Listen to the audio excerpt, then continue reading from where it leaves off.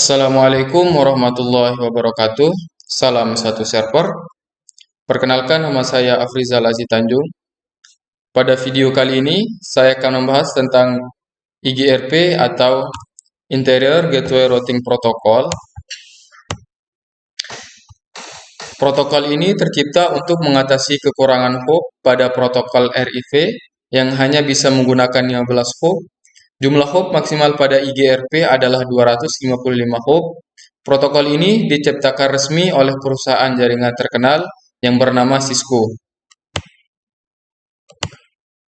Routing statis atau static routing adalah proses setting router jaringan menggunakan tabel routing yang dikonfigurasikan secara manual oleh network administrator. Kelebihan dari routing statis, yang pertama meringankan kinerja prosesor router, yang kedua tidak ada bandwidth yang terbuang saat terjadi pertukaran paket, yang ketiga lebih aman, yang keempat administrator bebas menentukan jalur jaringan, yang kelima kebal terhadap usaha hacker untuk melakukan spoof dengan tujuan membajak trafik. Kekurangan dari routing statis, yang pertama hanya dapat digunakan untuk jaringan berskala kecil, yang kedua rentan terhadap kesalahan saat melakukan entry data secara manual, yang ketiga administrator jaringan harus mengetahui semua informasi tentang router yang tersambung di dalamnya, dan yang terakhir administrator cukup rumit dibanding dynamic routing, terlebih jika ada banyak router yang lain. Routing dinamis atau dynamic routing adalah jenis router yang mampu membuat tabel routing secara otomatis berdasarkan lalu lintas jaringan dan router yang terhubung. Berkebalikan dengan routing statis, routing dinamis memiliki protokol routing yang akan mengatur router secara otomatis untuk saling berkomunikasi dengan memberikan informasi tentang jaringan dan koneksi antar router. Informasi ini digunakan untuk membangun dan memperbaiki tabel routingnya. Kelebihan dari routing dinamis, yang pertama, cocok untuk jaringan dengan cakupan yang lebih luas. Yang kedua, proses konfigurasi jaringan lebih cepat. Yang ketiga, jalur ditentukan secara otomatis oleh sistem. Yang keempat, tetap aman apabila ada suatu jaringan yang rusak. Yang kelima, bila ada penambahan network baru, maka tidak perlu semua router dikonfigurasi, hanya router yang berkaitan saja. Kekurangan dari routing dinamis, yang pertama, beban kerja router lebih berat karena selalu memperbarui IP table. Yang kedua, membutuhkan bandwidth yang lebih besar, dan yang ketiga, membutuhkan RAM yang lebih besar agar dapat menentukan jalur terbaik saat terjadinya down. Sekian pembahasan kita pada video kali ini. Assalamualaikum warahmatullahi wabarakatuh. Salam satu jaringan.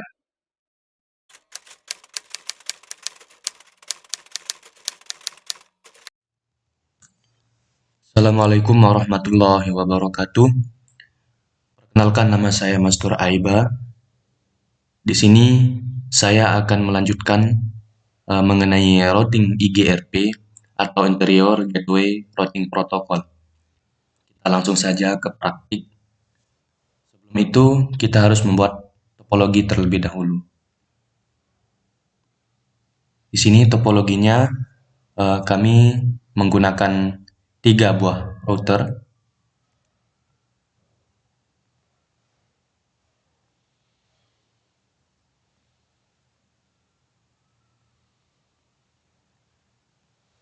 Dua buah switch,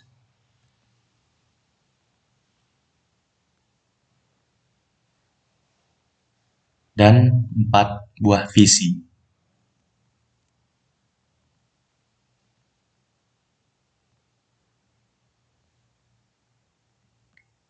Kita rapikan dulu.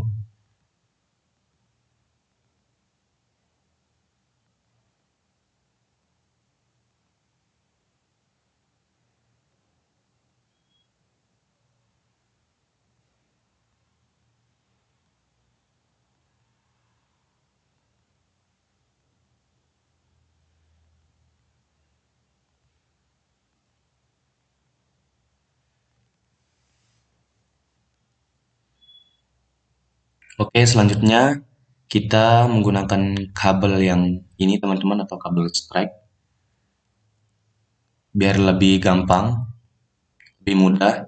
Tekan kontrol, tekan kabel strike, langsung saja menghubungkan dari setiap PC ke router, ke switch.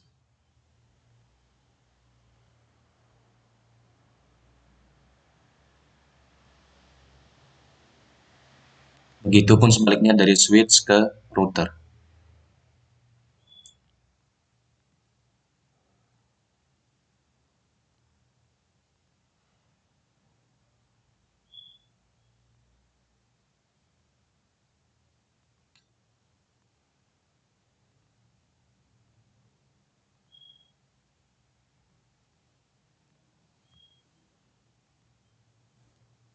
Setelah itu, kita menggunakan kabel ini. Kenapa menggunakan kabel ini? Karena berbeda perangkat.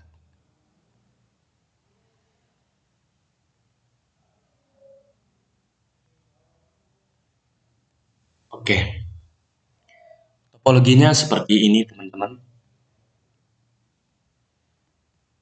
Bisa dilihat.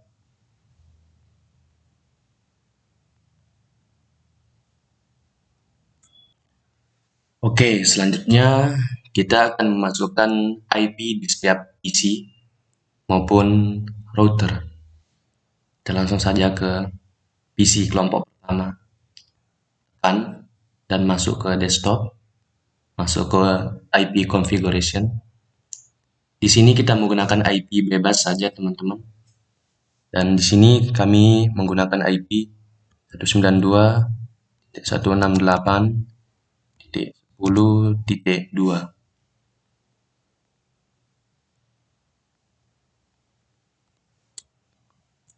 Dengan 2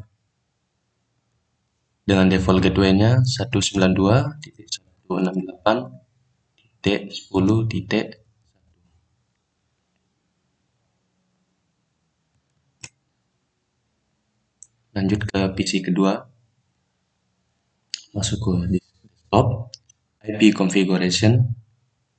Tadi 10.2, sekarang 10.3.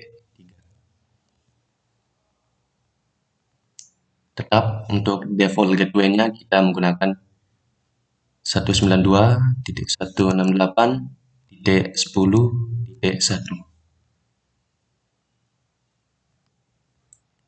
Lanjut ke PC sebelah atau PC kelompok 2.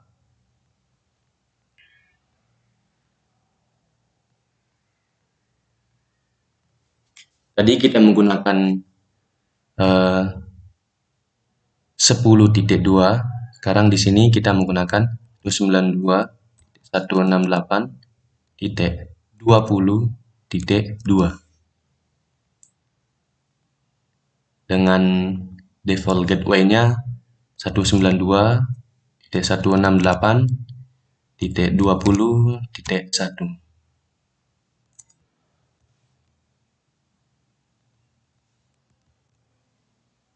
Sama di sebelahnya juga.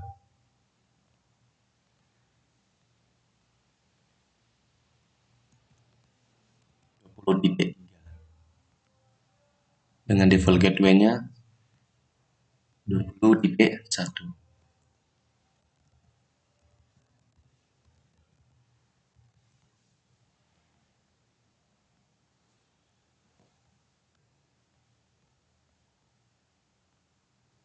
Oke, setelah kita memberikan IP di setiap PC, selanjutnya setiap router akan kita hubungkan ke switch. Kita mulai dari bagian sebelah kiri dulu.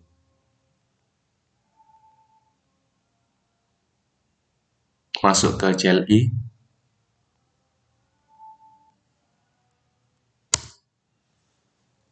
No. Oke, di sini kita mulai konfigurasi dari router biar bisa terhubung ke switch di bagian sebelah kiri atau bagian kiri. Kita klik saja router 0 atau router bagian kiri. Kita masuk ke CLI. Di sini ketikkan perintah enable. Yang kedua, configure terminal. Setelah itu, yang ketiga perintahnya adalah interface FA0/0. Kenapa di sini menggunakan interface fast Ethernet 0/0? Karena dari router ke switch itu menggunakan, nah bisa dilihat tadi FA0/0. Enter. Di sini kita masukkan IP address yang atau default gateway yang kita masukkan di kelompok bagian pertama. 92.168.10.1.255.255.255.0. No, ketikkan perintah selanjutnya no shutdown. Oke.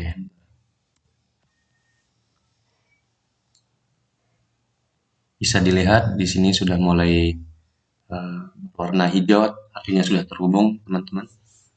Lanjut ke kelompok bagian kedua di router sebelah kanan. Tekan saja, masuk ke menu CLI, ketikkan perintah no. Sama kayak kelompok bagian pertama atau kelompok bagian kiri, kita ketikkan perintah enable.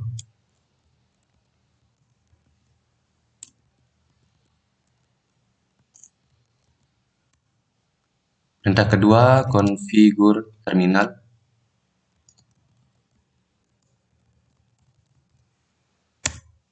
Selanjutnya, interface FA0/0. Kenapa kita menggunakan FA0/0 lagi? Karena dari router ini atau router sebelah kanan ini, untuk terhubung ke switch, dia menggunakan FA0/0. Enter. Oh, sorry. Ini harus benar-benar teliti, teman-teman. Interface FA0/0. Kita masukkan IP yang level gateway dari kelompok kedua atau bagian kanan. IP address 192.168.20.255.255.0. Selanjutnya ketikkan perintah no shutdown. Oke. Ini tandanya sudah berubah, teman-teman. Oke, kita lanjut. Tadi dari setiap router dari bagian kiri dan kanan sudah terhubung ke switch. Sekarang dari bagian kiri dari router di sini biar bisa terhubung ke router bagian tengah. Kita masuk saja ke router di sini. Masuk ke menu CLI. Kita ketikkan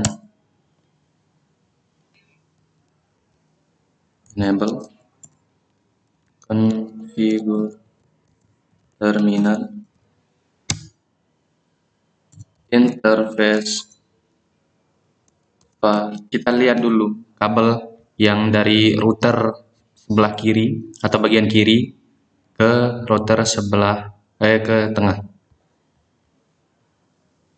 Sini menggunakan FA1/0. 1/0. Sini kita memasukkan IP bebas, teman-teman, selain IP yang sudah kita gunakan pada kelompok bagian kiri dan kelompok bagian kanan.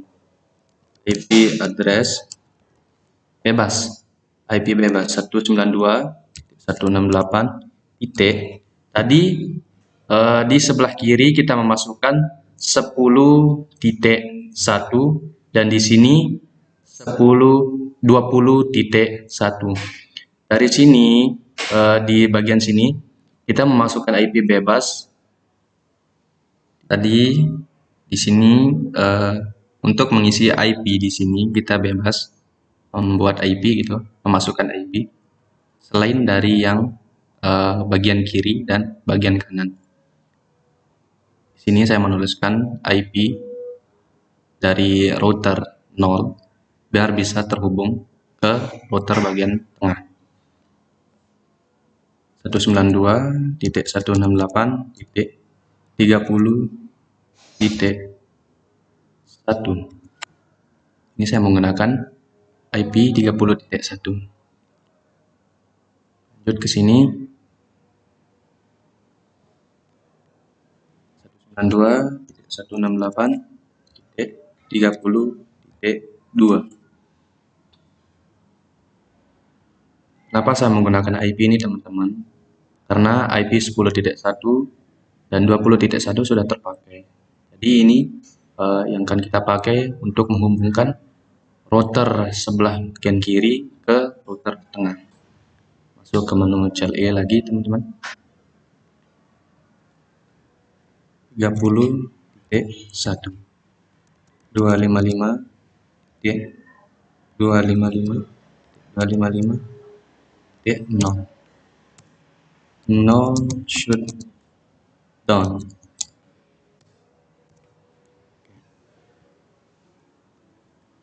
Setelah itu kita masuk ke bagian tengah di sini, teman-teman, biar bisa terhubung juga dari bagian tengah ke router sebelah kiri. Router di sini. Kita masuk ke menu CLI. Tekan perintah enable. Configure terminal.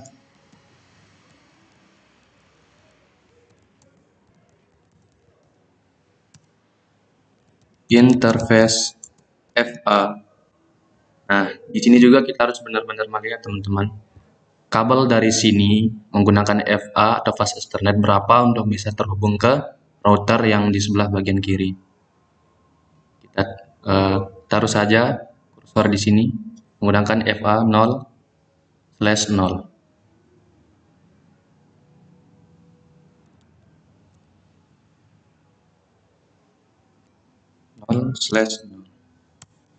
Kita masukkan IP yang ini kita pakai ke sini. IP address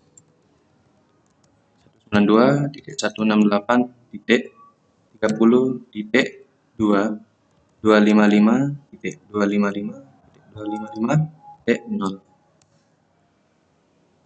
no shutdown. Nah, bisa dilihat di sini, teman-teman, dari router sebelah kiri ke router bagian tengah sudah bisa terhubung, atau dari sebaliknya dari bagian tengah ke sebelah kiri sudah terhubung. Ini menandakan dari setiap router ini sudah terhubung. Sekarang tinggal bagian sebelah kanan untuk bisa tersambung ke bagian tengah. Begitu pun sebaliknya dari bagian tengah tersambung ke bagian kanan router. Langsung saja kita masuk di sini. Tadi di sini kita memberikan IP 20.1. Langsung saja kita tulis di sini. 92.168.20.1. Ini untuk IP dari router ini atau router sebelah kanan untuk bisa terhubung ke router bagian tengah. Lanjut. Di sini juga saya mengasih IP selain dari IP yang sudah tertera di sini. Sudah kita masukkan 192.168.40.1. Kita masuk ke router bagian sebelah kanan. Kita masuk ke CLI. enable, kita masukkan perintah enable.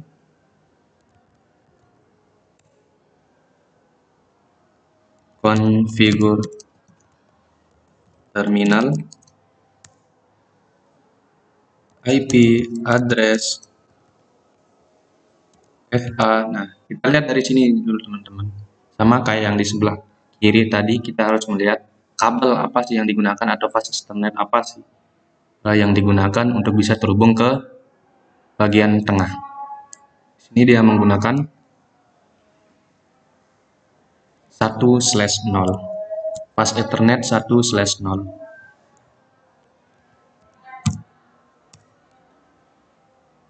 Oh, sorry. IP. Sorry. Kita masukkan interface dulu. Interface FA 1/0. Masukkan IP address 292.168.20.1. Kenapa 20.1? Karena ini biar bisa terhubung ke router bagian tengah. Kita menggunakan IP yang berada pada default gateway. 255.255.255.0.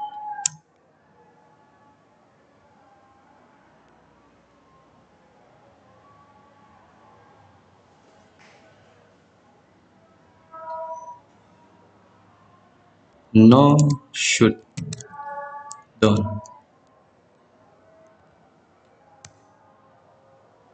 Baik, selanjutnya tadi kita salah tempat menaruh IP teman-teman. Yang semula yang 20.1 IP 192.168.20.1 ini seharusnya IP ini di bawah sini. Karena dari IP ini kita gunakan dari default gateway. Di sini kita kasih IP 40.1. Ini baru kita kasih IP-nya 40.2. Langsung saja kita ke menu CLI.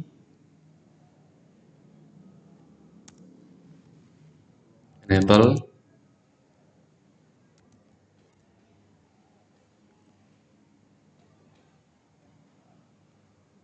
Configure terminal. Interface FA1/0, yang dimana FA1/0 ini diambil dari router kanan ini untuk menghubungkan ke router ke tengah. Kita panggil IP address yang 40.1. IP address 192.168.40.1. 255.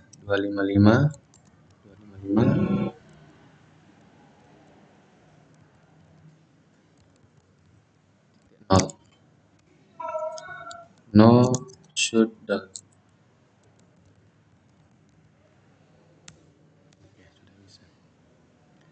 Selanjutnya kita mengkonfigurasi untuk IP yang di tengah ini dari sebelah kanan untuk terhubung ke router sebelah kanan atau router kelompok kedua. Di sini dia menggunakan IP address 40.2. Langsung saja ke menu CLI. Enable.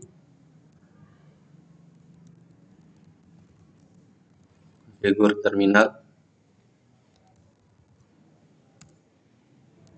Interface FA. Nah, di sini kita lihat teman-teman, dia menggunakan FA berapa dari tengah ke router sebelah kanan.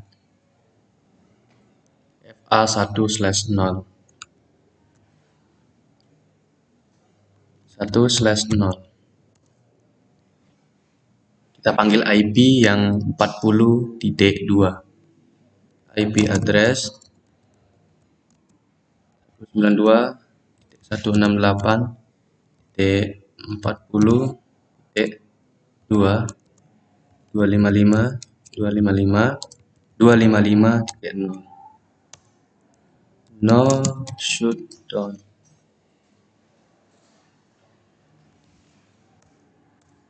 Oke, kita lihat di sini teman-teman. Kalau ada tanda hijau seperti ini, artinya dari setiap router sudah terhubung, entah itu dari router kelompok pertama ke router tengah atau dari router kelompok kedua ke router tengah.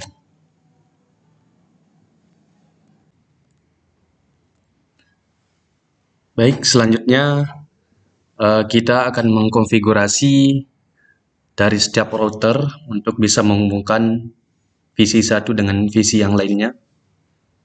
Kita masuk konfigurasi pertama, yaitu ke router bagian kiri. Masuk ke menu CLI.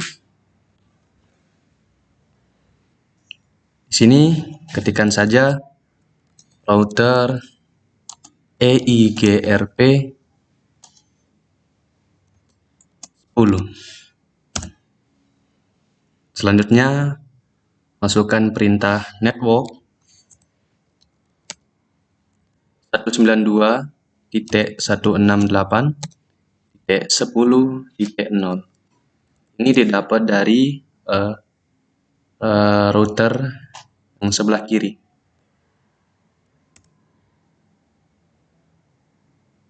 Oh, sorry. Harus teliti, teman-teman. Kita lanjut. Kita masuk perintah yang kedua, yaitu network. Di sini kita masukkan IP-nya 30.0. Langsung close saja. Selanjutnya untuk yang kedua, kita konfigurasi routing IGRP lewat router tengah.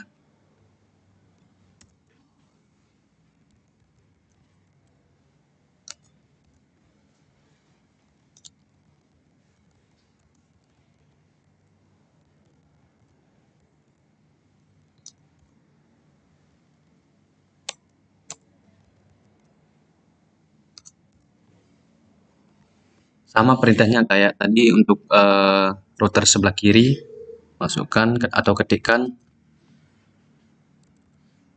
router EIGRP 10.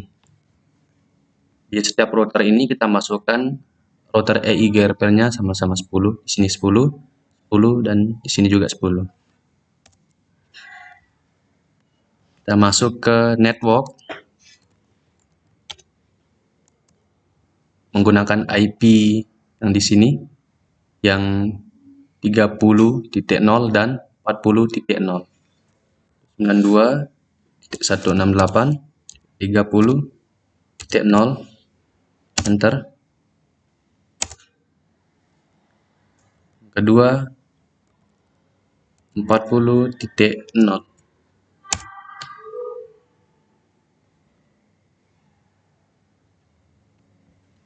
Selanjutnya kita mengkonfigurasi juga dari router bagian kanan.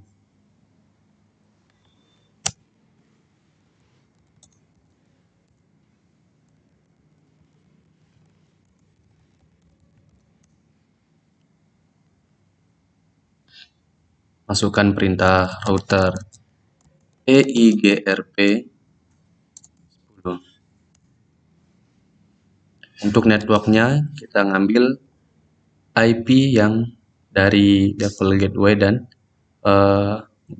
IP untuk terhubung ke router tengah. Network 192.168.20.0 dan network yang kedua 40.0.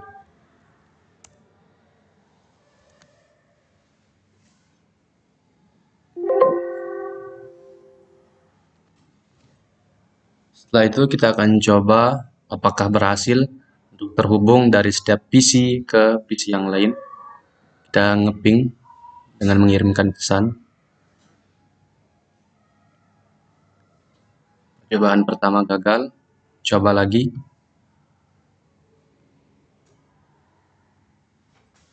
akses.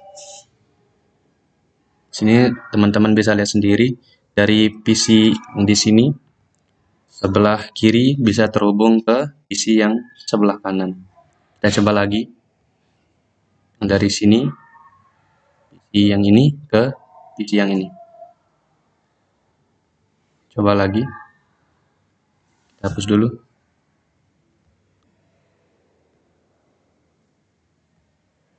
Nah, teman-teman sudah bisa melihat sendiri. Artinya kalau sudah bisa terhubung dari PC satu ke PC yang lain, berarti untuk routing IGRP-nya sudah berhasil. Sekian dari kami untuk praktik routing IGRP. Terima kasih banyak.